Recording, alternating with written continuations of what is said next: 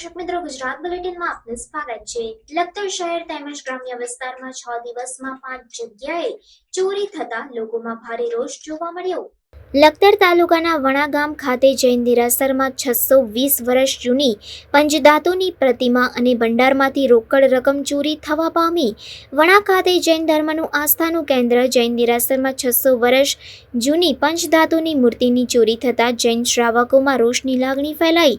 લખતર શહેર તેમજ ગ્રામ્યમાં મંદિરમાં ચોરીઓ થઈ, જેમાં લખતર વાસુકી દાદા મંદિર, તાપસી બાપુએ આવેલા હનુમાનજી મંદિર, કડુ હનુમાનજીના દેવરિયા પૂજારીના ઘરે તેમજ વણા ખાતે જૈન દેરાસરમાં તસ્કરોએ હાથફેરો કર્યો।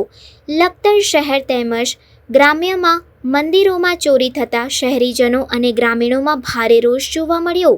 ચોરીના બનાવો લખતર પોલીસ સ્ટેશન ખાતે નોંધાતા લખતર પોલીસ દ્વારા ચોરોને પકડવાના ચક્રો ગતિમાન કરવામાં આવ્યા। માત્ર 6 જ દિવસમાં 5 જગ્યાએ ચોરી થતાં લોકોમાં ભારે રોષ ફેલાયો છે।